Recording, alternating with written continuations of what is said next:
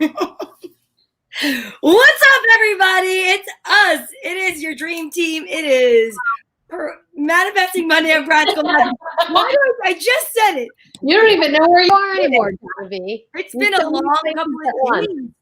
Listen, Merry Christmas if you celebrate Christmas. Happy Kwanzaa if you celebrate Kwanzaa and you're watching. We are live on Facebook and on Periscope and on YouTube.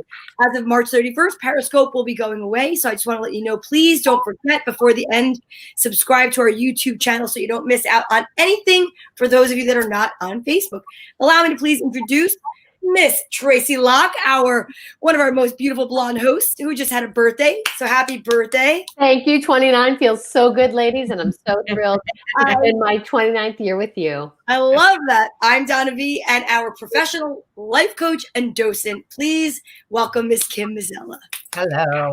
The gorgeous and talented Kim Mazzella. And I just want to let you know, getting like so many people already in. Aunt Cecilia, Shari Freed, David Rodriguez, coming at me with the Jets. That's the Wednesday night show. I love it, though. I love it. I love it. Oh, Shari Freed and Christina. Hello, everyone. Welcome back. And again, once we get everybody in and we say hello, I just want to let you know that once the show starts going, I'm going to hold all questions till the end so I don't interrupt the flow of these beautiful women. Well, I just didn't know if I could love Christina Kimes anymore, but now that you said 21, I absolutely do. Christina, you're my new personal favorite, just so you know. All right. I am so excited, ladies. And Donna Vee, I am loving this blue. Hey, Steven. Hi. I am loving the blue. I'm loving the blue in our names. Is your shirt blue or gray? It's so pretty. Mine is a blue. It's like a denim light blue. Yes, Kim's got blue on. I have lightish blue. It's like a seafoam. Mine's a little seafoamy. Try to get some blue in there. Oh my God. Eagles laid an egg. Yeah, they did. Yes, they did. Right back to us on Wednesday. We're going to talk about it, kids. Yes, so. Wednesday night. We'll just plug it right now. Girls Gone Green. We're having our end of year show. You're not going to want to miss it. That's all I'm saying. Now it's Manifesting Monday. Now we are here for Manifesting Mondays. Can I tell you that today I had a discussion with she's now 10-year-old niece, and she was talking to me about that I should learn to manifest. And I was like, really? Where did that even come up? She's like, well, in several of the books that I'm reading, they talk about manifesting. And I was like, how great, to Donna Vee's point, to get the message to the kids early about the importance of manifesting and what they can do with their lives. So I just wanted to throw that out to you ladies because I thought that was so exciting that that's in kids' literature already. I was like, yes. Awesome. Yeah, awesome. I think that's amazing. It's amazing. And reading stuff for Christmas this week, I will say that I think it's always been there, but they just are getting more comfortable using the word manifesting because think about like wishing. And I've said that forever, that like making a wish on a star, 11/11, when you blow out your birthday candles, that is like, I want to say like the everyday person. You remember that book that they had that whole series, Something for Dummies or what was it called? Yes, Whatever for Dummies. So right? I think manifesting for dummies is wishing. I mean no disrespect. Right. No, I think that's exactly right. I think you're totally on. So, all right, let's talk about why we have this gorgeous blue background. So, Kim, I'm going to throw it at you. Why is it blue today? What's happening? We are talking about the throat chakra number 5. The throat We're all getting ourselves ready. And I really think it's interesting that we started the show with kind of a lie because the throat chakra is the center of authenticity in the body. So, wait, what did we lie about? Wait, what did we lie about? Oh, 21. Oh, I was like, wait a minute. What do we do? Was that a lie? Oh my God, please don't even tell me. I'm like, it really is light blue. Am I lying to myself? Okay, anyway, go ahead. So finish up, Kim. Exactly. It's not a lie if you believe it, isn't it? First of all, she just threw you under the birthday bus and drove over. And then backed up. Beep, beep, beep, beep. That's a true friend right there. That's right. That is exactly right. All right. So wait, gorgeous blue is for the throat chakra, which is what? So the throat chakra is not just the throat. It includes the mouth and the ears and the neck. So it's this whole area in here. It's the center of communication in the body. So remember, we've been talking about the energy, the growth of the chakra system is like the development of a human being. So first we go to our root. We have to get our roots established. We have our needs met. We have our safety and security set in place. And then once all our needs are met, we start to crawl, we start to taste, we start to sense, we start to put stuff in our mouths and try things out. And that's the chakra, the sacral chakra, where it's the center of emotions, when the baby just wants what they want when they want it, and they throw a temper tantrum and throw themselves on the floor, but they color all out of the lines, and life is very colorful. And that is the beautiful orange second chakra, the sacral chakra. And then we have to go to school, and we have to kind of go become little mini adults, and we have to like learn how to deal with power and confidence. And then we've gone to our third chakra, that yellow sun, right in the top of our bellies. And then we start to connect with other people, the fourth chakra, where we learn to connect, where we learn we're relationship center of the body. And now we're in another kind of power center of our personal power, and it's the fifth chakra, how we express ourselves, how we communicate. So I think the second chakra is very creative, as well as the fifth chakra. These are real centers of creation. So like the center chakra is the inner creativity. The fifth chakra is the external creativity. How do I express something? So in a way, this chakra is the center of truth in the body. I feel like when it comes to people who are really figuring out their power, have to step into their fifth chakra, right? So this is right. Because how honest are we with people? How often, and we could be dishonest by trying not to hurt people's feelings. That's how we could be dishonest. Mm-hmm. How willing are we to stand and disagree with someone, and be loving, right? So this chakra really is about self-expression and standing in your power. So it's a center of choice, right? This is where we make a choice. We show up. We choose what we want to say and choose what we're willing to listen to. We choose, and this is why, once again, I said 6 people can walk into a room, see one experience, and 6 people could come out with 6 different stories. What is the filter in which we hear things, right? If you get advice from people, you might get one form of advice from a rabbi, a different form of advice from a life coach, a totally different form of advice from like a Buddhist monk. They'd all be worthy pieces of advice, but they're the filter of the fifth chakra from which they're coming, right? That personal experience that you bring out into the world. So the fifth chakra, when it's healthy, we express ourselves in love, we stand in our truth, we feel good about ourselves, and are able to. The fifth chakra also represents how on purpose we are. When we feel like we're fulfilling our purpose and doing our thing and enjoying our lives, and our life is going in the direction we want, because this is the center of choice, our fifth chakra is healthy. If we're like lost in the world, right?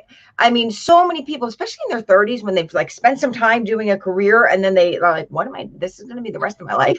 This is when we come into our fifth chakra. Wait, yes. Is this what I'm willing to do for the rest? Is this really me? So when we're doing something and going through our lives, and we're like, wait, I don't know if I want to really do this. That's your fifth chakra saying, step up into your power, right? It's time for you really to express your truth.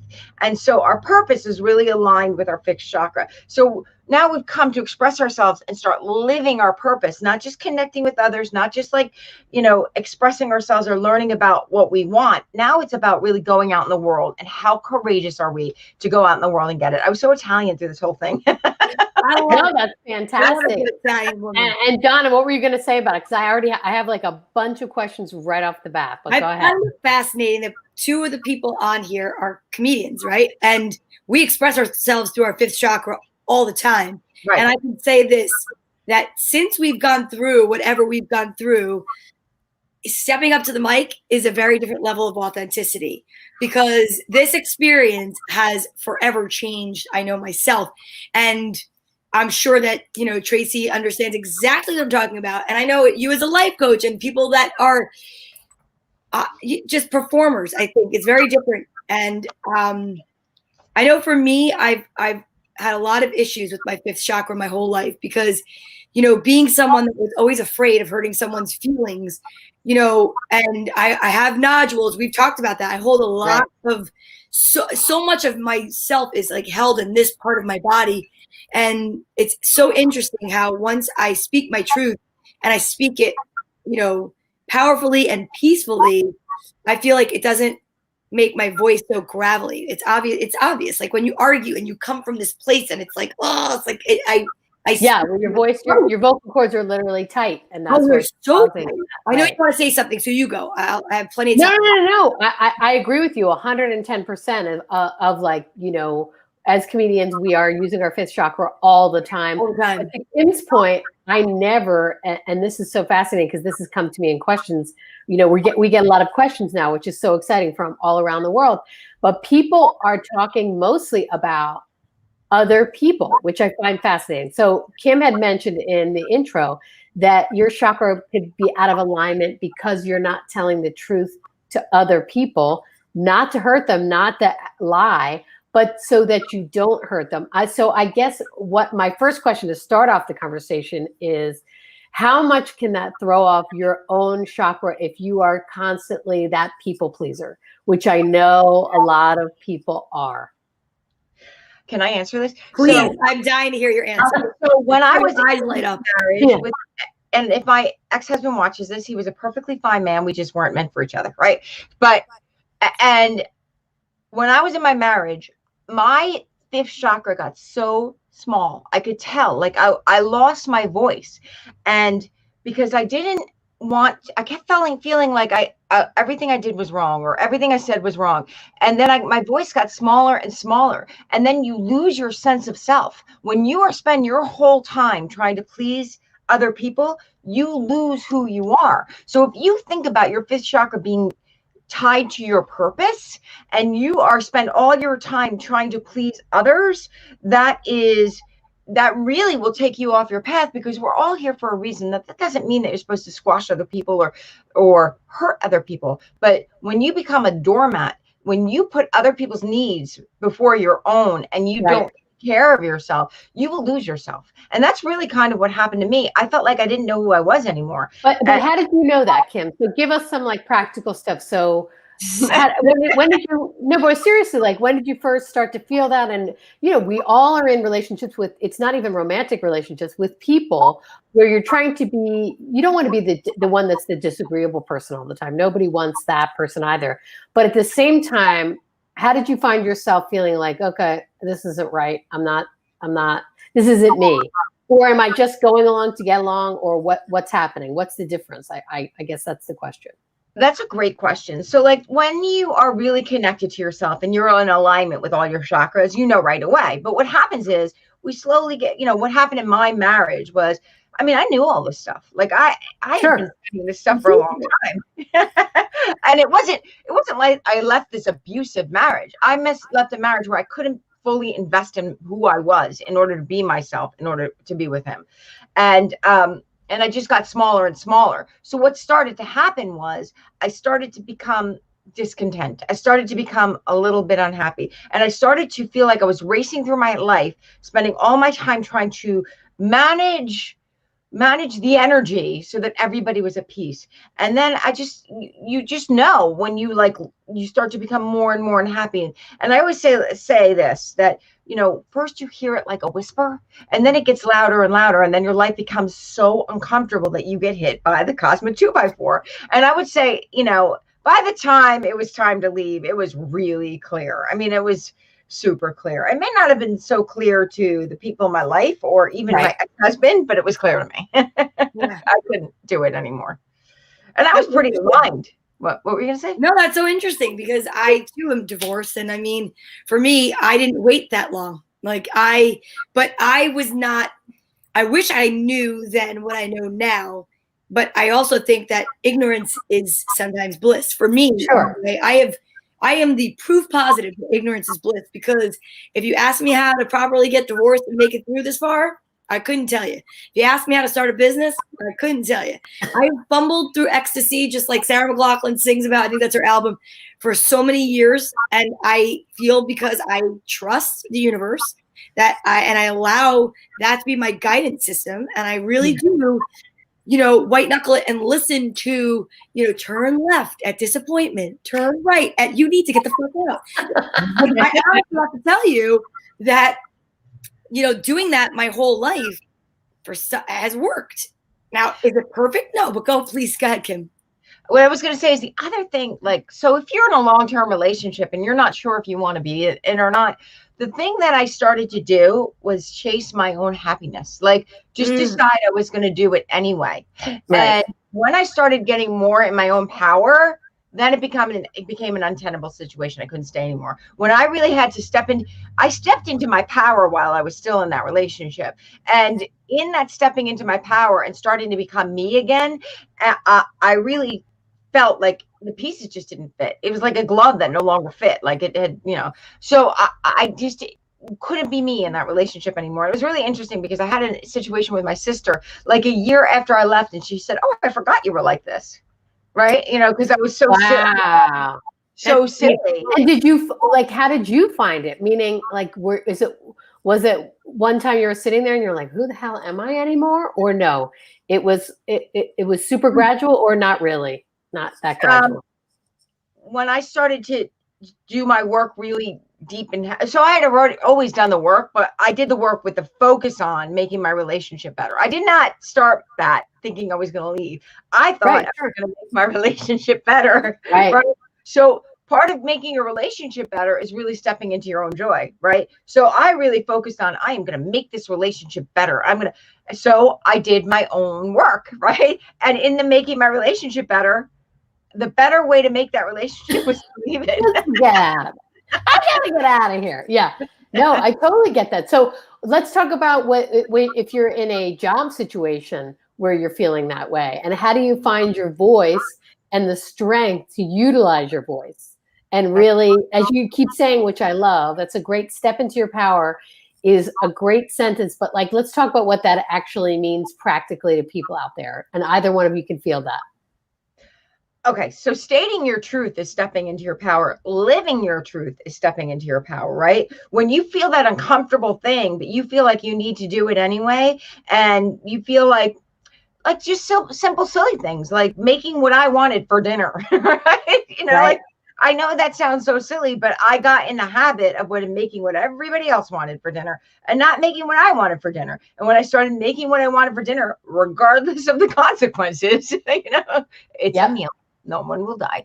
And just simple little things like that. Deciding I wasn't going to rush home while, to make something for, because someone had an expectation of me that I didn't want in the first place, right? There were certain things that I was not doing or not going to an event because I had, my partner didn't want to go, or not going to hang out with people because my partner didn't like them, even though I did and I related to them more. There's little things that you can do and you can look at in your relationship. So when you're in a job, it's not, you can't walk up to your boss and be like, I'm taking my power back, you asshole. You just can't do that, right? You probably should, but you can't. Right. But what what you could do is have frank conversations with your boss, or say, I'd really like to talk to you about this, this, and this. Or another thing is being more courageous, taking,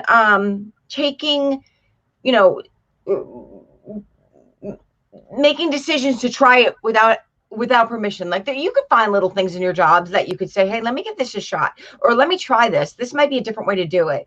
Not in big ways that might get you fired, but like taking ownership of your job and saying, what are the things that I want done in this job? And how do I really want to improve this job? If you feel like your job isn't exactly where you want it to be, and taking the time to do those things, reorganizing yourself. But the big thing is, I think, like in all manifestation, like I did in my marriage, like I did in everything, I didn't leave my marriage miserable. I left my marriage pretty happier than when I was in it. Right. Yeah, I was there. I saw it. Which is key. Which is really key. I mean, a lot of people think that's such a big, scary, fearful thing. I know it's got to be, we've all left relationships. I've never been divorced, but of course I've left relationships, and I know exactly what you're talking about. But I think that's really important to focus. That's a really easy tip, but harder than it is. It's easily said, but not that easily done. To really focus on what you want. Focus on what your happiness is. Right, and so that's really so the fifth lesson of the fifth chakra is express yourself, communicate, speak your truth. So you can find a way to speak your truth at your job or in anything. Of Course in Miracles always says, like, every single situation we are in, that's your curriculum. That's your right? If you want to know what your purpose is, look around and figure out a way to make it happy.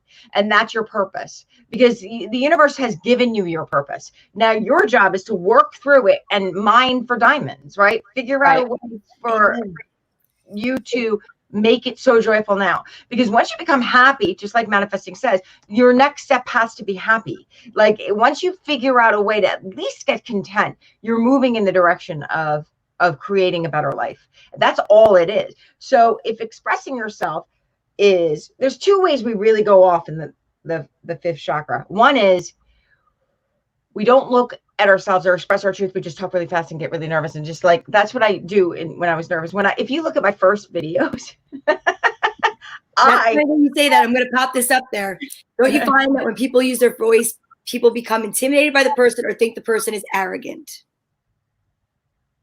That's a good point. Okay. That's going with Kim, we just did her thing. Okay. So my feeling about when people use your voice, and there are people who are arrogant who are using their voice, and that might be an over exaggerated chakra, right? There are people, and arrogance is always a level of fear. But when you're looking at someone and assuming that they're arrogant, first you got to check you, right? Because it could be your own stuff, because in every situation it's you.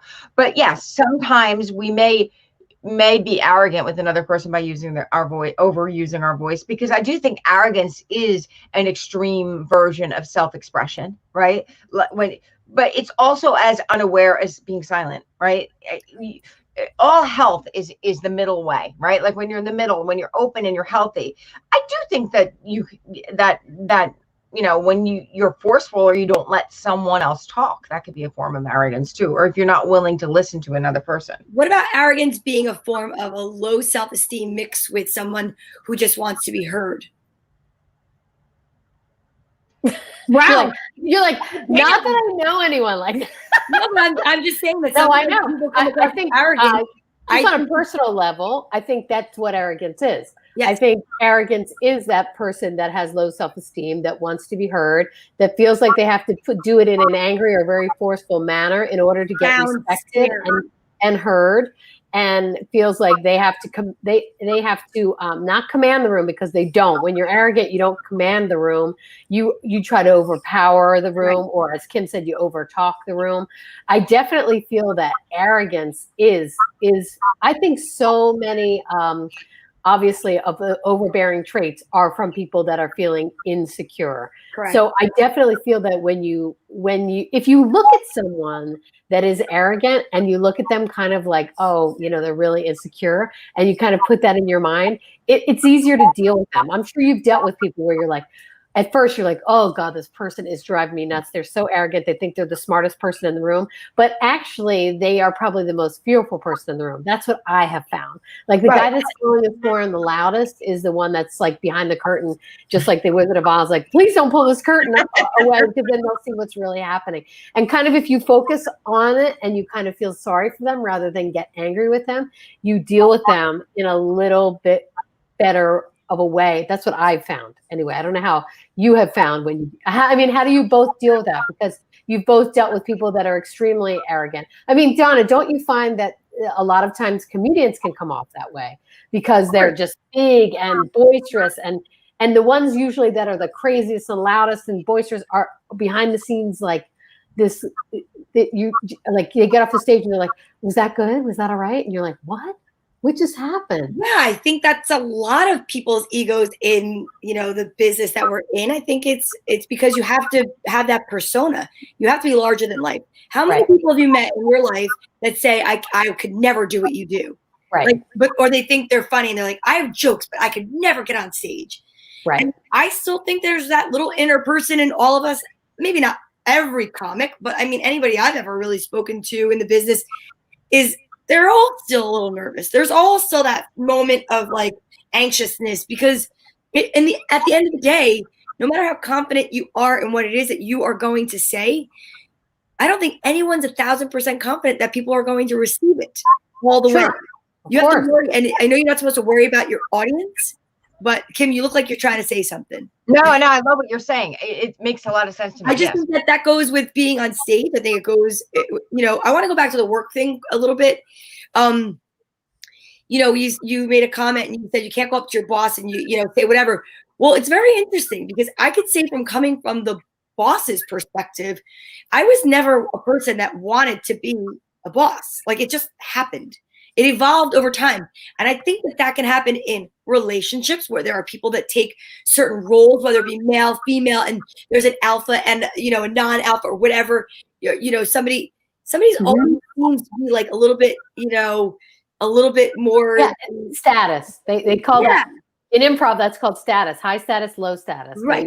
So when you are a boss, and I am a boss for 19 years, I could say that my evolution of a boss didn't really come from a part of my life where I knew this stuff. So therefore, I did a lot of people pleasing. I did way too much people pleasing, thinking that was the way to cultivate a staff and create an ambiance and an energy in my space that was going to be amazing. And it was. People loved it until the day that we all know no one came back. Right. And now people ask, where are they? And I can't help but take it personally because I know I'm not supposed to, but because I did everything I could. I gave them everything they wanted. Right. So that happens in marriages, that happens in friendships, and that happens at work. So just remember that not all the time is that boss just because their status is boss. They feel like a boss. And so I think that when you go into it and you're not quite sure about your role, right? It becomes your boundaries aren't clear with how you speak to people, with what you expect, right? And so actually, because the universe always says yes, when you go into something with unclear boundaries, the universe is like, yes, it's going to be chaos. And so it's really hard, just like as a parent, it's really hard to punish your child because punishing your child kind of sucks for you, right? When you punish your kid, you're like, they're gotta hold that line, right? You get along, right? So and they're cranky about it, might I add, right? So when you punish your kid, it's really hard. And when setting boundaries is so much quicker in the real world. If you just do it. One of the things that I always felt like my kids just had no expectations that they were going to be able to get up and fool around with me once I told them it was time to go to bed. That boundary was set. And it was like 2 weeks of hell for a lifetime of not having to deal with them trying to, bother me after it was bedtime. They really got in the habit. They knew that. So when you set really clear boundaries with the people who work for you, it makes it easier in the long run. It's more uncomfortable in the short run because we want to get along with each other. We want to be seen as the good one, but it's a little inauthentic. It's not inauthentic. It's when we people please, it's because we're insecure. Right? And it's because we're insecure. If we step into that fifth chakra and say, hey, you know what? I already got my third chakra going on. I love myself. And now I'm just your role is we can have so much fun while we're here as long as we color within the lines. Exactly. When we're coloring within the lines, I feel really good about how things are going on in here. But it's hard to color within the lines in the beginning because someone's new and you're trying to set it up and you want them to stay here. You want them to be happy here, right? And to have to set those roles. But if you could think of it as, if I set these boundaries and I just make these decisions, if this person isn't right for working in those boundaries and enjoying it here, they'll just go away until I keep finding, and I'll keep hiring until that's what I mean about how it's a parallel with dating, friendship, and everything. Right. You find your level. Yeah. Right. But you have to be willing. It's very uncomfortable. I think that's great. I think people struggle sometimes when people have that mindset of respecting people in power, but they don't act like they should deserve that respect. Right. Totally. People in power are well, yeah. So your boss is a jerk, basically, but you've been told your whole life, especially as women, we're the good girls, that when you are in this, if you're in a corporate structure or whatever it is, your boss, you have to give them a certain level of respect because that's your boss and that's how it goes. And in the old school, it's like you earn your way up and they're going to be tough on you in the beginning, blah, blah, blah, that whole 9 yards. Yeah, I guess that question is probably super true of how do you know when it's, I think but how do you deal with it when it's become abusive in the fact of this person is just using their status to just, hold it over you when they know that you kind of like, especially for a boss situation, they know that they have that power over you. So how do you set that boundary there? Okay, because you can't say, no, I'm not going to do it. You know, like the boss is like, listen, I need you to come into the weekend. I need you to get that report done. Now what? So when you're in the context of a job, right, you make a decision to work for someone, right? And that person ends up being a jerk. You have a lot of choices there. So first place, let's not lose the choice here. You could say, I'm going to quit, but most of us, just like marriage most of us don't just say, oh, like we get in a fight with our spouses and we're like, we're out of here, right? Like we kind of give it some time, right? Sure. That's what I call, oh, this person's become a master teacher, right? So I've been given an assignment, right? Because nothing, I'm telling you, your life is your curriculum. Nothing is assigned to you for no reason. So you have a choice. You're going to meet jerks your whole life. And this has been your universe is giving you an opportunity to find your power with this jerk. But I'm going to tell you, it's not going to be overnight and it's not going to be alone. So let me explain why I mean it's not going to be alone.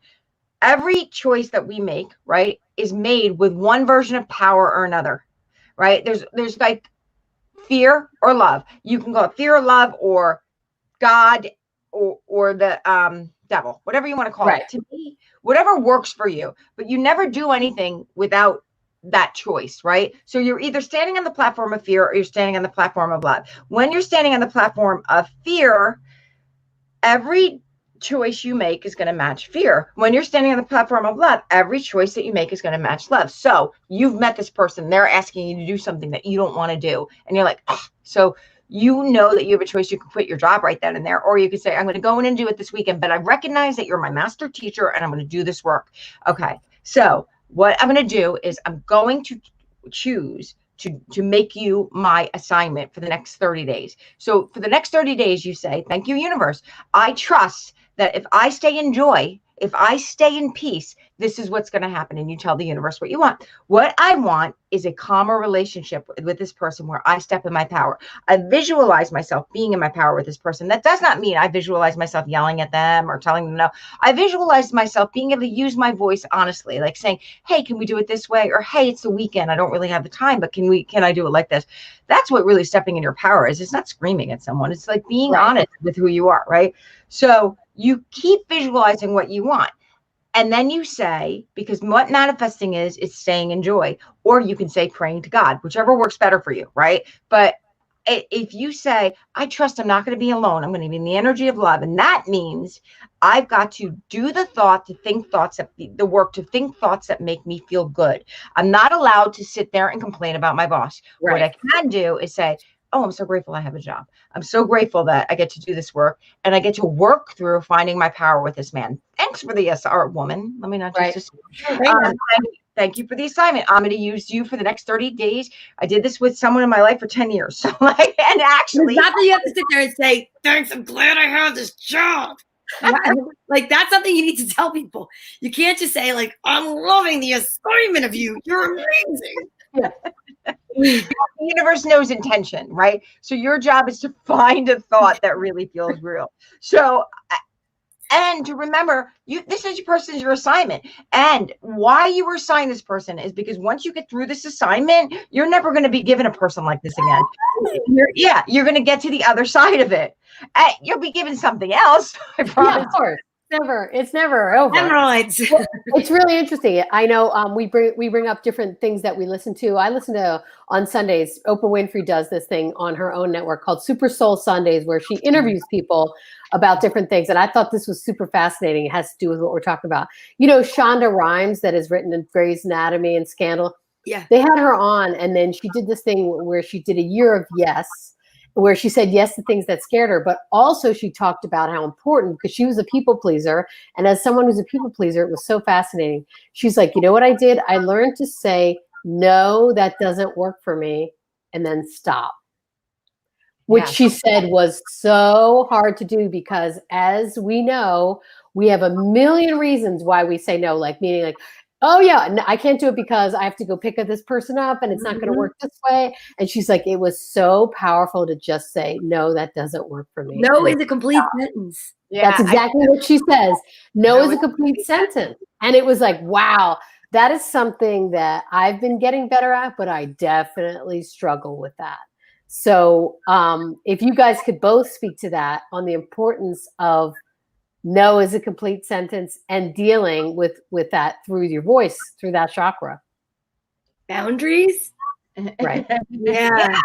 So I've been definitely getting better with boundaries because of this life lesson that I'm learning because of this boot camp called COVID. And I choose to look at this like you talk about a master teacher. Like COVID for me, I mean, has been the way I try to take it is a boot camp. And it's like, okay, here's what's going to happen. It's like, what the hell you call it? Because I don't go to the gym. When you have a personal trainer, COVID is like a personal trainer. Seriously, I feel like it's like. Oh, I love it. I love that you didn't know. You're like, who's that guy that has the person that I pay for and then avoid eye contact when I don't make my appointment. Totally got it. You got to keep 6 feet apart. So, and how can you spot from that far apart? Anyway, so it's to avoid injury. So, the whole truth is that, I've leaned in, right? I've leaned in. I'm like, what am I going to learn from this? What can I do from this? And I think that we all have, but it's really shown me how often I didn't make boundaries, and that even making the ones that I'm making now still are a little bit uncomfortable, because then I start to think, well, we're all going through COVID. We all have this personal trainer who's yelling at us to finish the reps. And it's like, but one thing I will say, and I'm very proud to say this, I had a conversation with my daughter today. I went to the track second time in like 3 days, which is a huge accomplishment, but like, nothing I'm going to get a merit badge for, because I don't know, it may stop again. Who knows? And, but I said to her, I feel like I just haven't done anything this whole year. I said those words to my daughter. Oh my God. I said, I feel like I haven't done anything. And I feel a little bit bad about that. Like, I feel like I haven't accomplished enough. And my daughter said to me, hello, because I was getting down about that. It's almost New Year's Eve. And it's like, that's what really hit me. Not the kiss at midnight, not the party. I was never the partier. I've always been with my kids at midnight until I feel they're going to be on their own, and then I'll do something on my own. But it's like, wait a minute. Okay, a really sweet Christmas, baby Jesus is sleeping anyway, so we don't want to wake him. But like New Year's Eve, to like sit there and be like, wait, we're still in the house?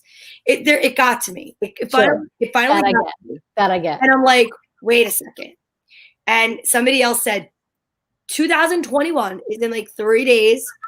Do you really think it's going to be that much different?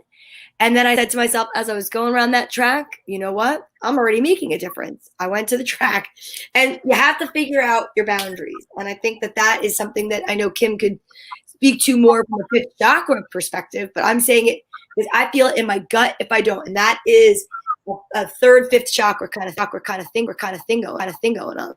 Yeah. Wow. Again, I leave the audience speechless. Yeah. Because you went. But did you hear that? Did it repeat on you, Kim? Yeah, it sounded like it sounded like you're doing a rap. I was like, is Donna going to break into a song? Because this is really cool. It's third to the fifth, and the fifth to the third, and the third to the fifth. And I was like, what's going on? And I like it, and I like it, and I like it. Kim knows what I'm talking about. It just kept repeating, and I was like, whoa, this is really cool. That's echo. Yeah, I was like, this is cool. I don't know what's happening right now, but it's very cool. No, yeah.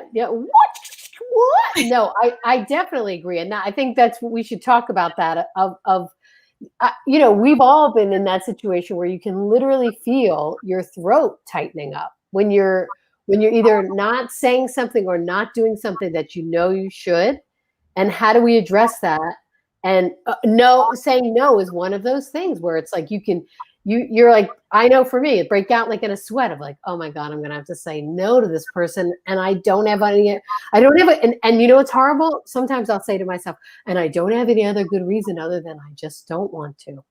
And that should be reason enough. But when you're a people pleaser, just not wanting to in this world is not enough in our minds. I mean, right. Isn't that, it's so screwed up, but it's reality of so many people. It's just like when they say you're so emotional. I'm like, I hope so, because we attract through the emotional scale. And if you're not emotional, then how are you ever going to get what you want? We're so emotional. Thank God. Right? Exactly. So true. One of the things I really think that happens is when we start to keep our word to ourselves, that's how we honor our boundaries, right? Keeping your word.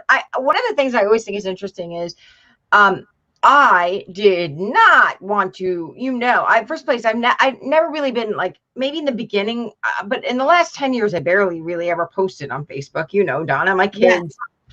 And when I started working with Mariel, who was the coach who was helping me with my business, she was like, you have to make a video a day. And I'm like, what? Yeah. I'm not doing that. It was brutal to me. I mean, the night I was going to do it, the first night, I'm like, okay. And now I'm all about commitment, right? And I was like, okay. And then the whole day went by and I'm like, I'm not doing it, right? Like I was like up, I was like sweating. I'm like, I can't do this. And then when I first did it, I was like, people were texting me. They're like, what were you talking about? And I'm like, oh, the guy's drunk. Just keep it moving. But now it's much easier. And it's just, one of the things you were talking about, Donna, was being uncomfortable. And one of the things I want to remind everybody who's watching this is being uncomfortable means that you're growing, right? It really does. Like, to be uncomfortable means that you are growing in something. And so if you could just recognize when you're uncomfortable, wow, I'm learning something right now. I'm like, life, you never stop learning. And if you're uncomfortable and you sit through it, then you get to learn that thing. And that's something that you get to put in your toolbox and say, I have that. It just like working out sucks the first couple of days because everything hurts. And all of a sudden you reach for something and you're like, oh, I didn't know that. I didn't know I had a muscle there. Right. That tells you you're growing, and we're supposed to get better. I really do believe that we're supposed to grow through things, not just go through them. And I think that we can get better at things.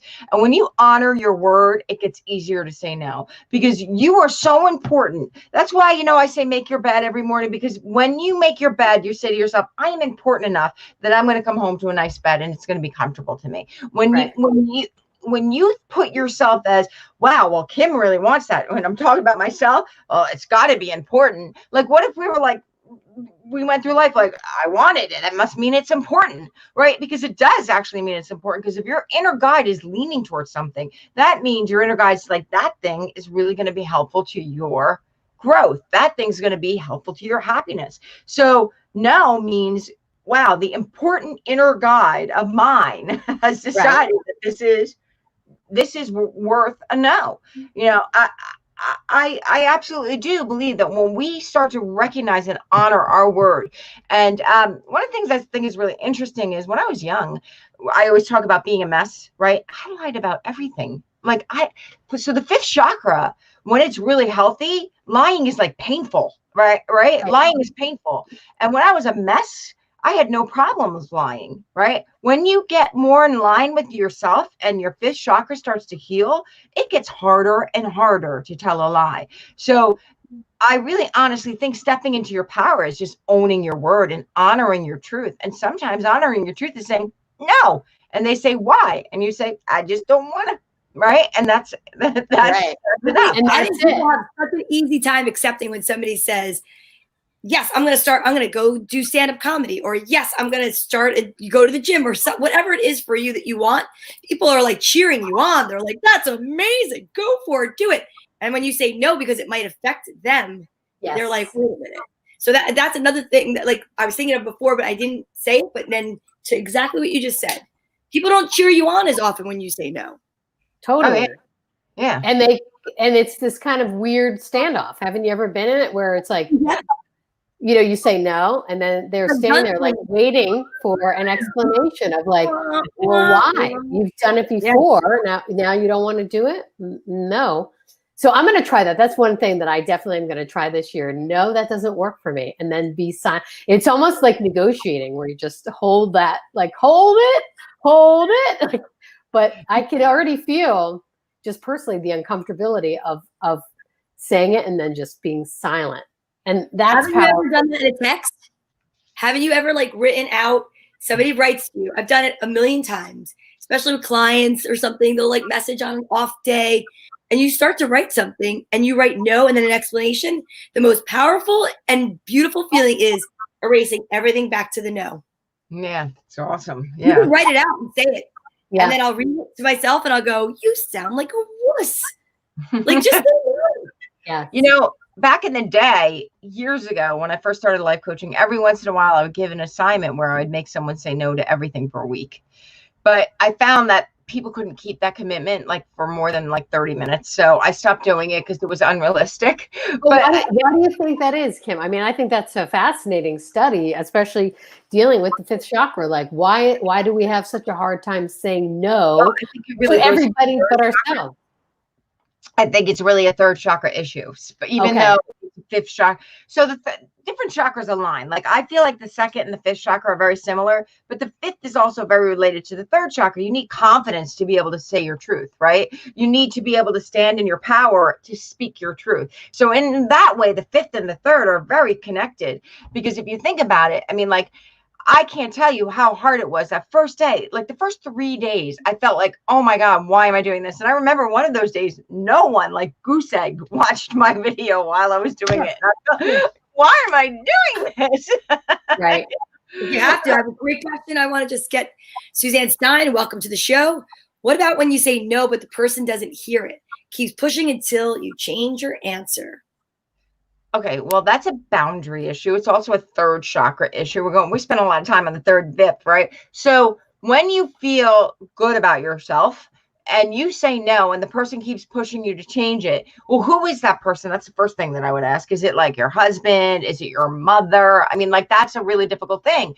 But really, when you start to really get clear in your boundaries, you will keep your no. So I think that when you get to the point where you keep it, then you know you've really become uncomfortable. But you don't need to explain yourself.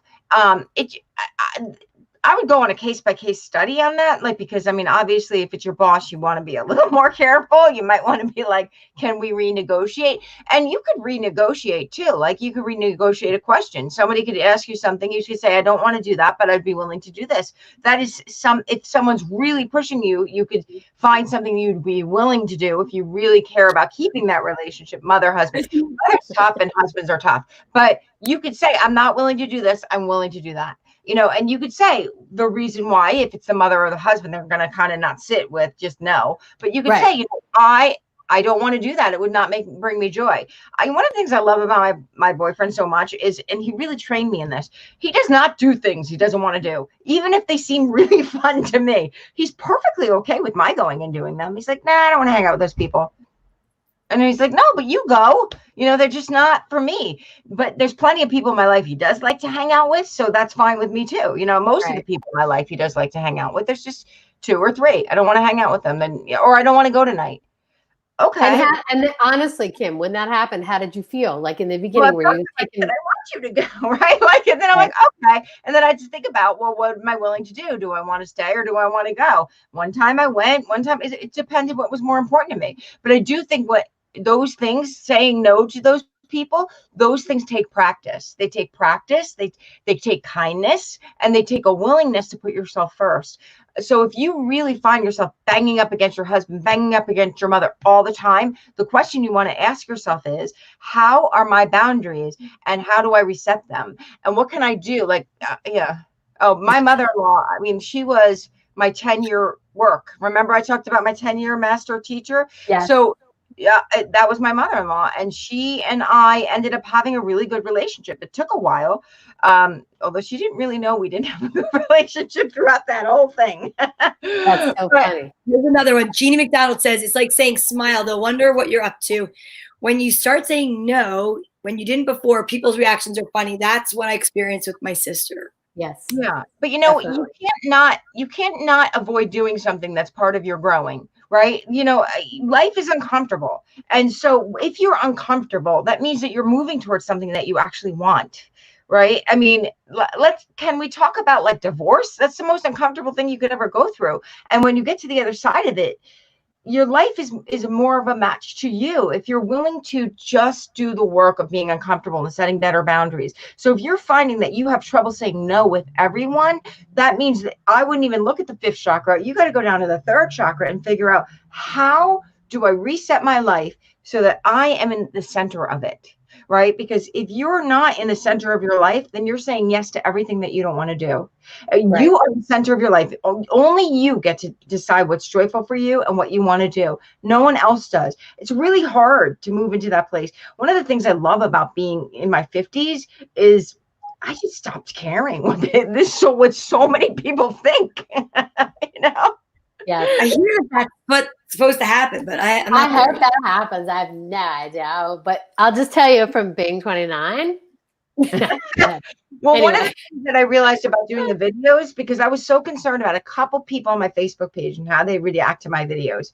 And it turned out those people don't watch them. So Sure. it doesn't even matter. Sure. They're not drawn to them because they're not right for them. Like, they're Well, just we've talked about this 100 times, but I think it bears repeating because I think it's so important that if you knew how little people actually thought about you, it would blow your doors off. Like Right. so many people I know are so worried about what everyone else is thinking. And it's like, they're not even thinking about you. And if they think about you, it's for like 5 seconds. And then they move on to the next person that they're going to talk about. It's like, stop taking yourself so seriously because nobody else is you know what I'm saying? As far as worrying about what everyone else is saying, you should take yourself seriously in the fact that you should do the work and put yourself first, but stop worrying about what no one else cares. Nobody. And that's even including a lot of family members that you think are like, oh, they're going to really be worried about what I say if I don't show up for this party, if I don't show up and do this thing. And they're like, no, they're not. No, they're not. True. As you get older, you learn to put yourself first or do what it is that you want to do. Too bad we can't learn that when we're younger. so true. I look at my daughter and she does these things and I'm like, but I'm your mother.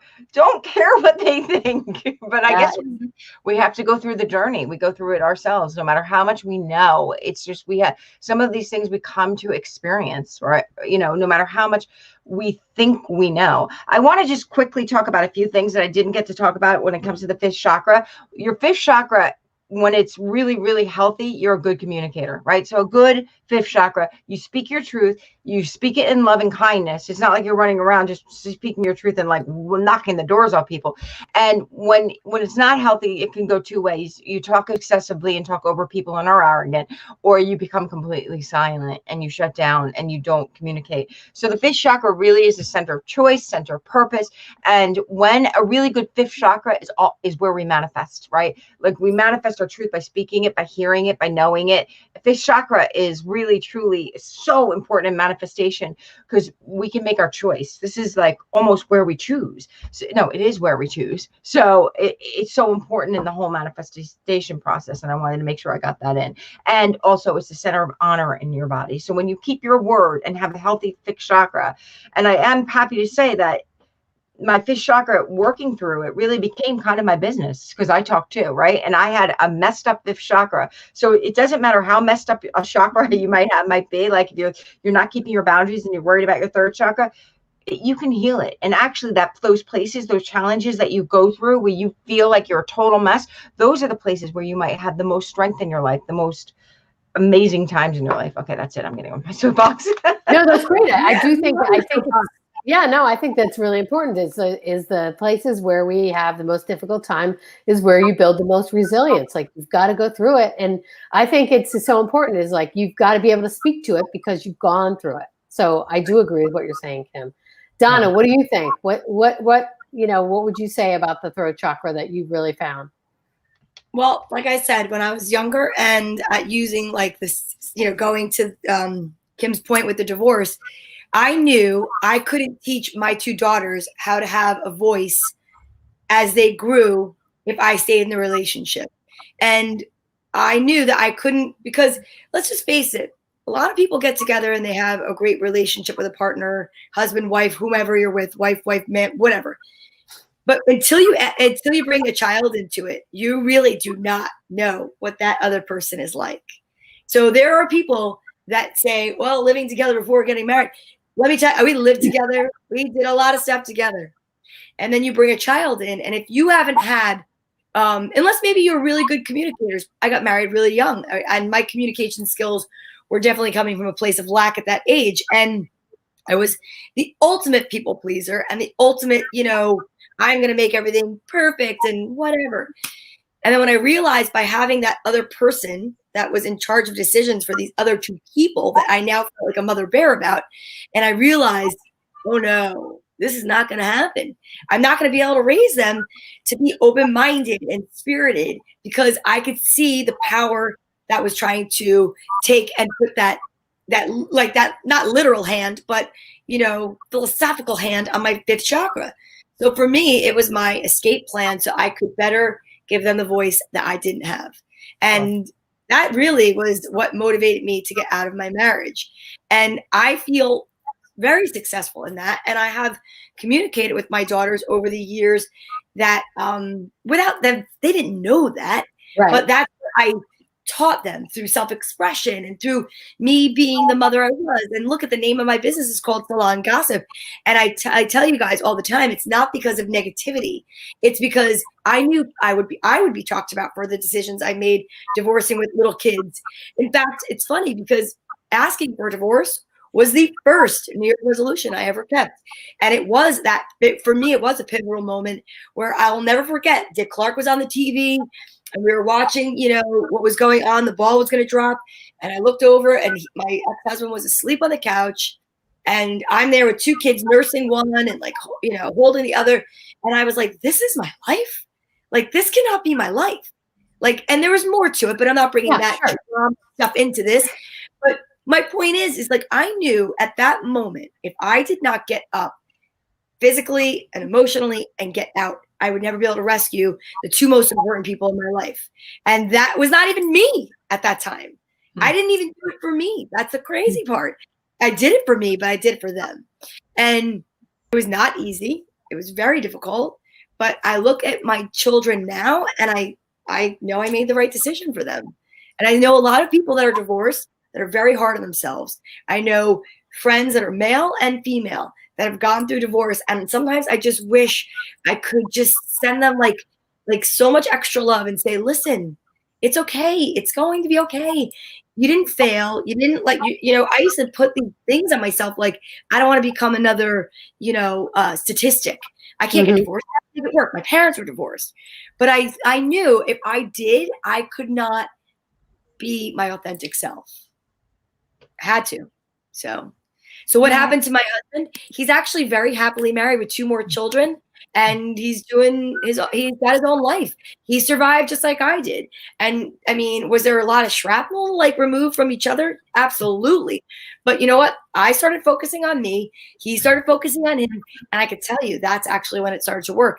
When I was still worried about his opinion of me and what I was doing, I was so not even as good of a mom. I could not have been, because I was teaching my children that that's what you're supposed to do. My kids now teach me more frequently, my kids teach me, I love it, that's adorable, that my kids now teach me, Mom, I need to say no. You need to speak up for yourself. What are you doing?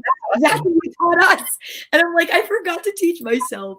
Right. Well, I think it's important to be reminded, and that's why this show is so important, is because we're giving people tips and reminders, and just the tiniest little tweak that you can do. Both of you have mentioned it's the small steps that you take. Everything's not going to happen overnight, but you can take a little step at a time and remind yourself that you're the most important person in your life. And these are little tweaks that you can do to help you, but in the end will eventually help everyone around you. Look at this. McDonald. My daughter came home from a sleepover in high school and said that she and her brother had grown up in a much better family life than some kids who were living in a house with both parents who weren't happy. Sure. Absolutely.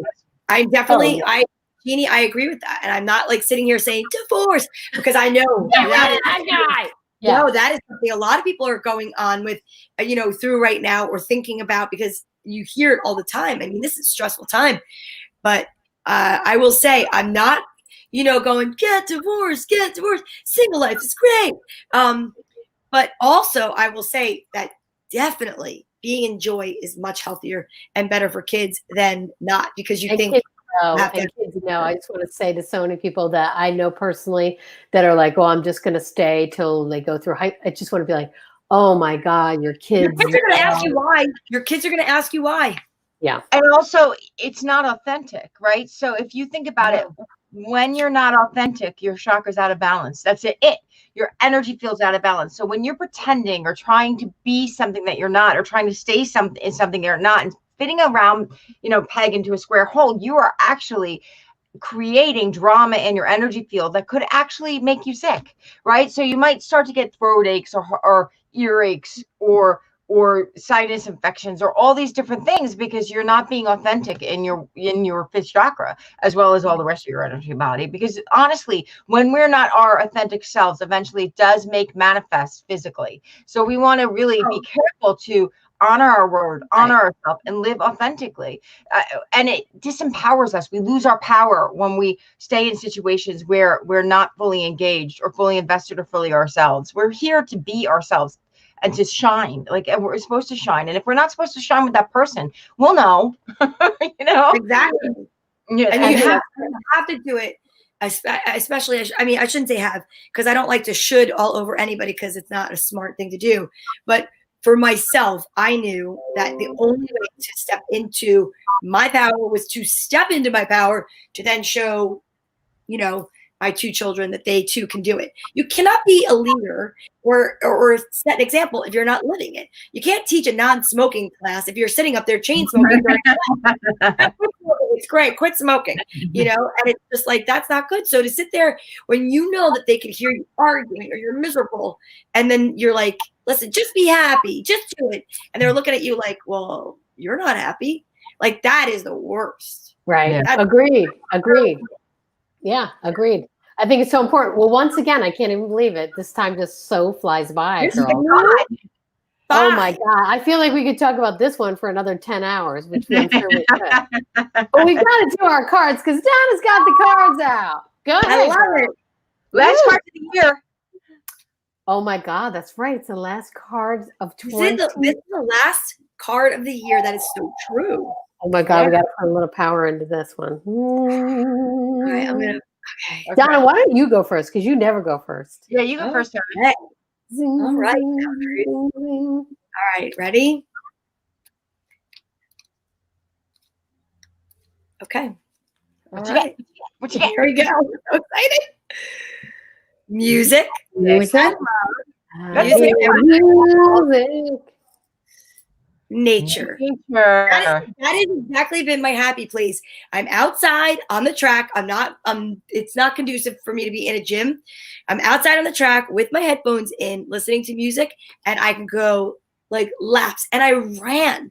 I haven't run in so long, and I'm being careful because of injury I've had in the past, stress fracture. But I will say this, putting on the music that you like to motivate yourself, even if it's just to walk through your neighborhood, is amazing. Yeah, that's awesome. Good for you. Yeah. Do not forget. My mother said tomorrow she'll be smoke-free 1 month. That's holy guacamole! That is, oh my God! I'm so proud of her. Huge. I'm so proud of her. That's oh awesome. My God! I am blown away right now in a great way. Oh my God, Mom Q, that is amazing. I know. Congratulations. Wow, that's such good news. Oh, I love it.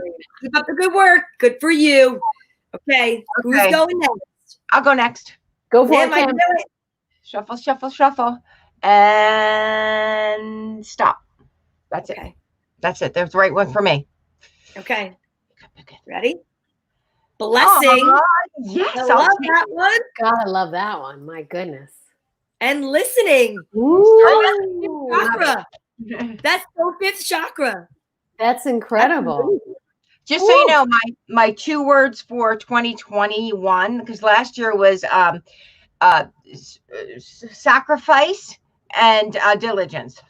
I'll never do that again. So this year is freedom and abundance. Woohoo! All right. I love that idea. I love that. I love it. Okay, here we go. All right, here Tracy. we go.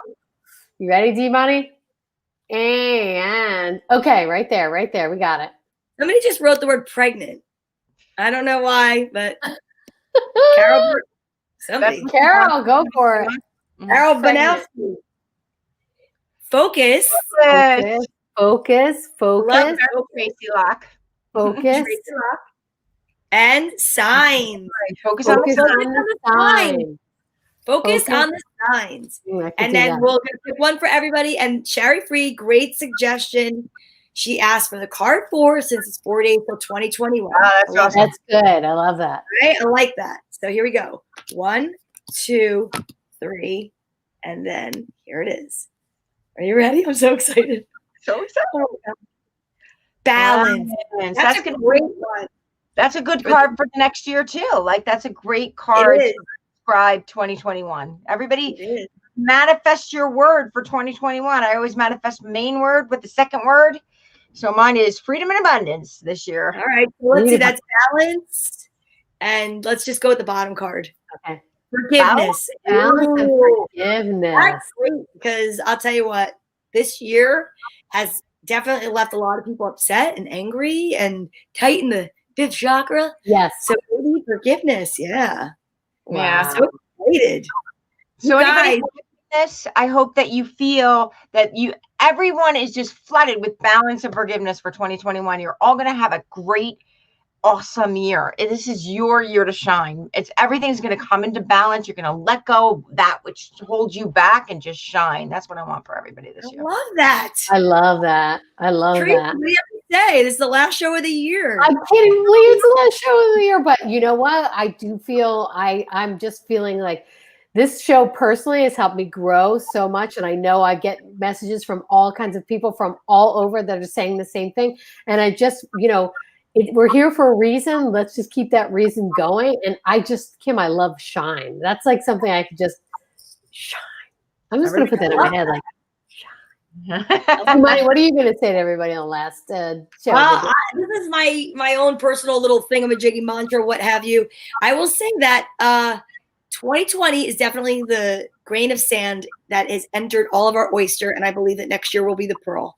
I do. I think that we're going to see what's developed from all of what has gone on this year. I think that there's so many silver linings that we need to take into the next year and leave the rubbish behind. Do not take it with you. No, if you know you're not going to use it, don't pack it. Right. Yeah. There's a saying, don't drag your prison with you when you escape. I love that. We have a request for a prayer for the new year. Oh, I said one, but I'll do another one. Okay. So everybody just close your eyes, and we just want to thank the universe for such an awesome experience of us all coming together. And anybody who hears this or is listening to this, I just imagine all their cells turning up and receiving blessings of this new year of balance. Everything just falls into alignment. All that no longer exists and no longer is effective in your life just falls away. Everybody is just flooded with all that they need for success and joy. And every cell just turns up and receives light. Every cell comes into alignment, and everybody feels each day lighter and more joyful. Each day as we move forward, we feel happy, joyous, and free as we let go of who we were to become joy, to become peace. And that next year, each day will be flooded with blessings. Each cell will be moved into balance, and will be just, as we go through each day, we get stronger, kinder, more loving, and just lighter and lighter until we feel like we're flying. And it is so. Amen. Amen. Amen. Amen. Oh, woo! So excited, ladies. We're gonna have a great song by next year so we can play out like a drum solo. We definitely have to have that. We definitely need that. Oh my God. The good riddance to bad rubbish 2020. I'm so excited. Yeah. It's going to be a great year. Yep. So blessings to all of you ladies, Kim and Tracy. I love you. Nope, Jack Freeman. We will talk about football on Wednesday on Girls Gone Green. Oh yeah. We will have the best of this year. I love all the thanks that are coming through. I love the positivity. That's amazing. We've got so much. Keep up the awesome work to my mother. We've got some beautiful messages coming through, and I really appreciate it. It's going to be amazing, and it is so. So, yeah, Jack Freeman, thumbs up. So we will see you the first Monday of the new year. I love you, ladies. Happy New Year. It's been my pleasure to be here with you Monday after Monday after Monday. Happy New Year, everybody. Happy New Year, everybody. Bye.